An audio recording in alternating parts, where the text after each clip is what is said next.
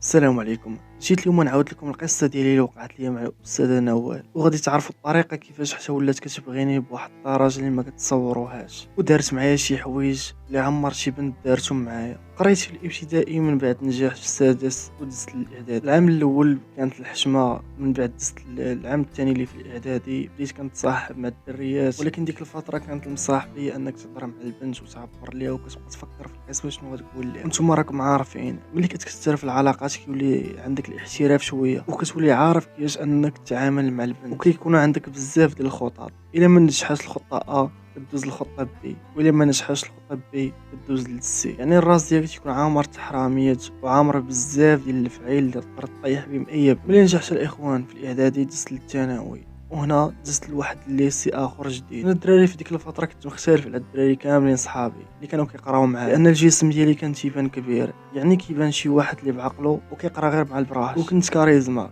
كنعرف كيفاش نهضر وكنعرف كيفاش نجلس وكيفاش نتحاور مع الاستاذ ولا مع الدراري صحابي ولا اي واحد. يعني ماشي غير كنوصل وتنهضر، وانما كندور في الدماغ ديالي عاد كنخرجها. المهم كنت كنقريني واحد الاستاذه الاسلاميات، ولكن كانت حامله. ملي وصلت الوقت ديال الولاده ديالها ما بقاش جات. هنا الحل هو انهم غيجيبوا لنا استاذه جديده اللي غتقرينا واحد المده اللي طويله. الاستاذه اللي جابوا جديده اول عام غادي تقري فيه، وكانت مازال صغيره وصغيره بزاف في الحجم ديالها. يعني اللي بغيت نوصل لكم هي انها كتبان في التقاد ديالي، وحتى الكاركتير ديالها مازال شويه خفيفه، يعني ماشي شي وحده اللي متبته ولا شي حاجه. الدراري ديال القسم هما يتصروا عليها في اول حصه، وكلشي تيبقى يغوت، كلشي تيبقى يدير الصداع. انا ما كيعجبني الصداع وما كيعجبنيش الغو، وانا نغوت على الدراري ديال القسم. قلت لهم صافي سكتوا، وكلشي تخلع مني وكلشي سكت. وهي بقات كتشوف فيا بواحد الطريقه ديال الاعجاب. وفاش كملت الحصه غادي خارج وهي تعيط ليا، هي تشكرني، قالت لي شكرا لانك واقف في الصف ديالي وحاس بالاستاذ. قلت لها ماشي مشكل،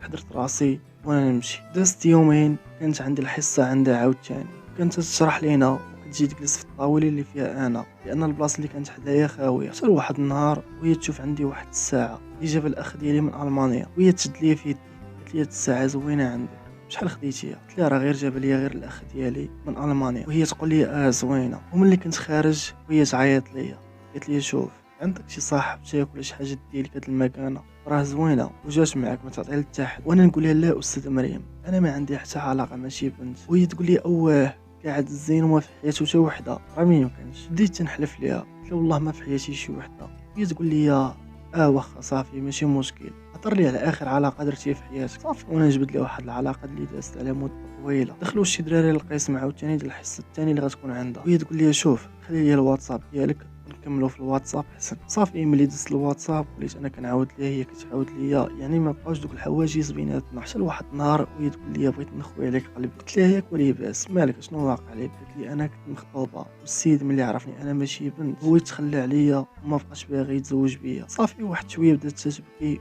وبقيت نسكت فيها وما بغاتش تسكت. من بعد هي تقول لي عافاك، بغيتك تنفذ ليا واحد الطلب وما عمرني طلبتك، وهذا الطلب ضروري خصك تنفذه. قلت لها واخا مرحبا، قولي لي شنو بغيتي. وهي تقول لي بغيت نشوفك دابا ضروري. وانا نقول لها انت راك بعيده عليا، واش تقدري تجي عندي؟ وهي تقول لي غادي نجي عندك على الطوموبيل دابا، غير تسناني قدام الباب. وانا نقول لها باش عرفتي الدار ديالنا فين كاينه؟ قالت لي شحال من مره كنجبك.